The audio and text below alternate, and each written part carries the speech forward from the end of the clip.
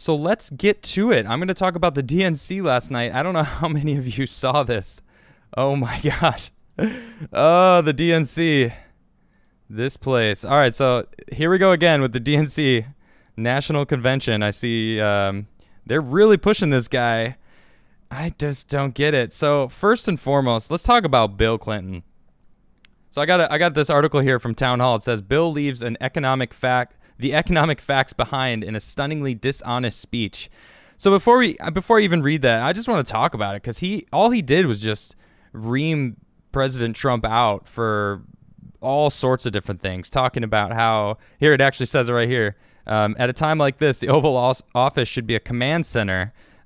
He said without irony. Yeah, well, exactly. I don't think Bill Clinton should be the type to be speaking of how the president should hold himself in the Oval Office, Mr. Ex-President.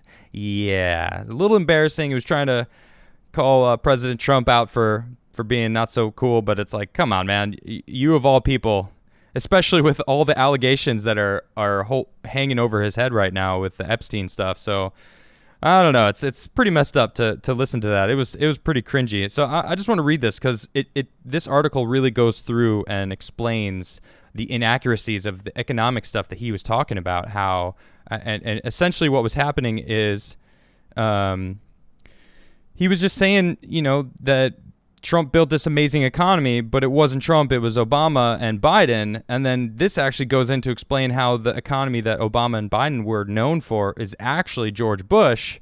So, let me just read it. We'll just go through it together. It says, former President Bill Clinton spoke via a pre-recorded message at the virtual Democratic National Convention on Tuesday night and unsurprisingly, strayed from reality on more than one occasion. Clinton also appeared to have recorded his appearance in an alternate universe, a reality in which he was not widely condemned as a sexual predator who abused his power and received sexual favors in the White House. Yeah, that's what I'm talking about right there. See? Come on, Bill. What are you talking about? At a time like this, the Oval Office should be a command center, Clinton said, without irony. You can hardly blame him for his blatant glossing over his own Oval Office malfeasance. After all, Slick Willie has gotten away with everything so far. Even after the Me Too era, he is still seen as an important symbol of the Democratic success that he was invited to speak at the DNC.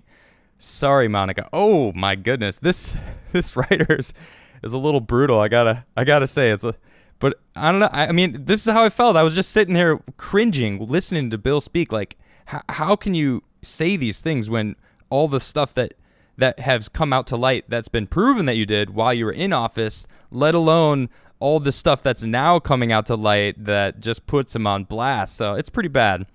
So let's keep reading. It says, but beyond this egregious, hypocritical attempt at castigating Trump for his behavior in the Oval Office, Clinton used his time on Tuesday night to hoist Biden as the solution to economic growth after the pandemic.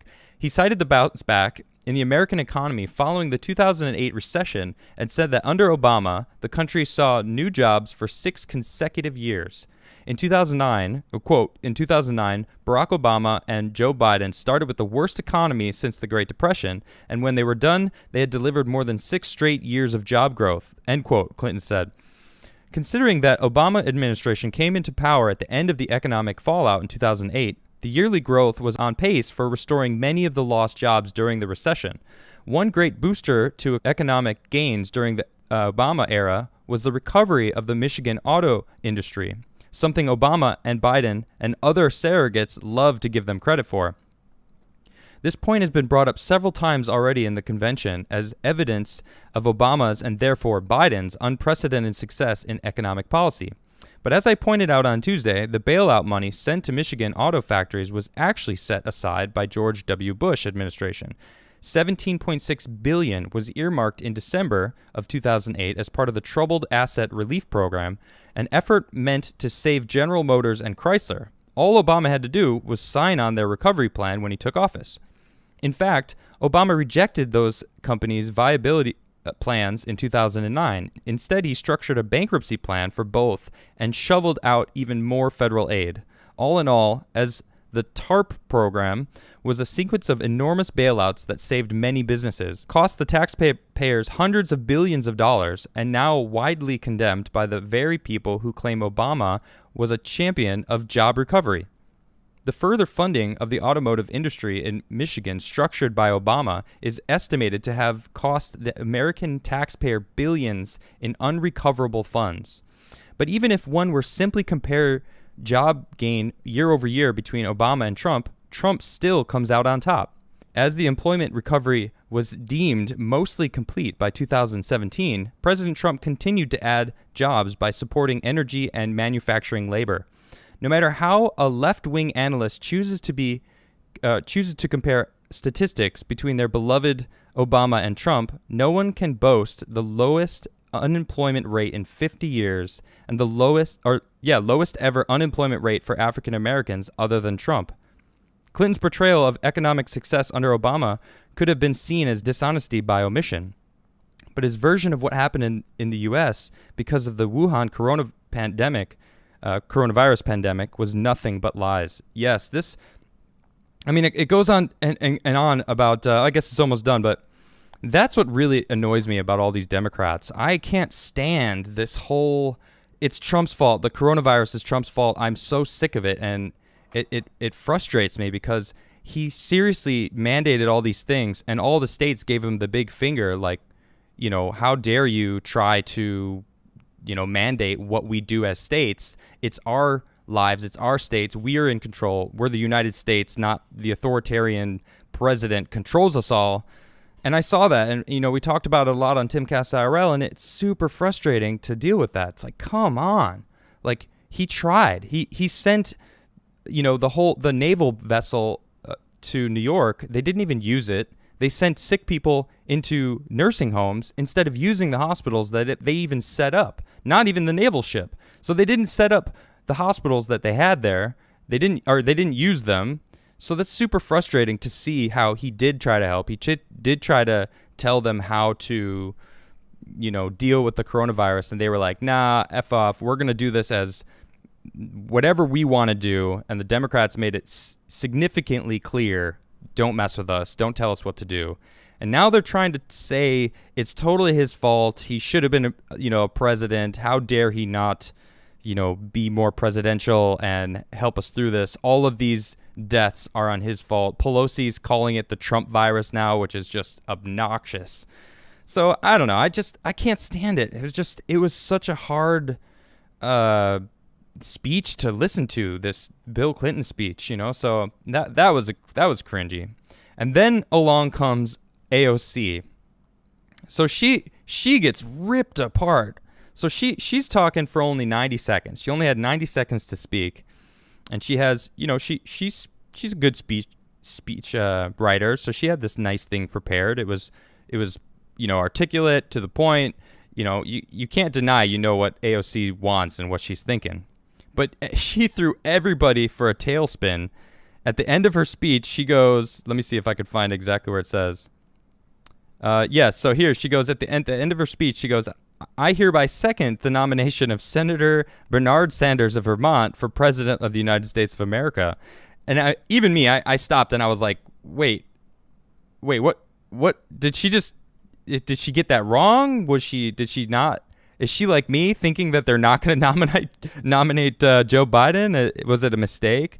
And of course, the news media taking things out of context and going, well, she must have made a mistake, and she flipped out on it. I mean, look, here we got NBC News. They put out, in the shortest speeches of the DNC, Representative Ocasio-Cortez did not endorse Joe Biden. Quote, I hereby second the nomination of Senator Bernard Sanders of Vermont, for the President of the United States of America. And she got so angry. So, of course, she freaks out. I'm not sure which one's first. Let's see. This is 9:51 a.m. So this one, this is talking to someone else. So she's flipping out on him. She goes, you waited several hours to correct your obvious and blatantly misleading tweet. It sparked an enormous amount of hatred and vitriol, and now the misinfo you created is circulating on other networks, all to generate hate clicks from a pre-recorded routine procedural motion. Where does that sound? How does that sound familiar? What is that? What is? Oh yeah, it's cancel culture. It's what you guys have been doing for forever. Come on. Really? You're going to get all upset because the news took something out of context and blasted it out and made it seem like you were an idiot and that you weren't saying what you were saying? So it turns out this is actually something they do every time. You know, anyone who makes enough votes or whatever to get on the ticket, somebody nominates them as just a matter of respect, I guess. It's tradition in the DNC for somebody to go, you know what, I'll nominate the guy that didn't make it but almost made it. So it's almost like a smack to Bernie Sanders, honestly. But you got to ask, like, why would they have asked AOC to do this? Because, I mean, really, she doesn't like Joe Biden. She was definitely, a Bernie bro and wanted, most of his policies. That's kind of what she runs on. So for her to do it, it really did kind of feel like, I don't know, it was silly for her to be the one that they chose to do that. Almost like they wanted this, some controversy of some sort. And I don't know, I thought it was hilarious when I heard it. I was like, man, I can't believe it. But to see the media spinning her own thing and having her get angry about it, I mean, you gotta admit that's pretty good. That's pretty fancy. So I mean, and honestly, I'll say it. I couldn't watch any more of this. I couldn't do it. I don't know how many people were out there watching this, but I couldn't do it. I couldn't watch anymore. I should probably go watch Joe Biden's speech, but when they officially nominated Joe Biden and he had a 12-second thank you speech, it included 5 thank yous. I think he was like, "Oh, thank you very much. My family's really excited. Thank you, thank you, thank you," and that was it.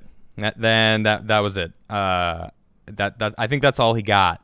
So I don't know. I can't believe that that's what they're planning on running as president. I honestly thought that he wasn't going to be nominated, but they nominated him last night. I guess congratulations, Mr. Biden, or Vice President Biden. I guess you're vice president for life once you become vice president. So, well, I guess we got to give it up to him. So congratulations, Vice President Joe Biden. You actually made it to being nominated.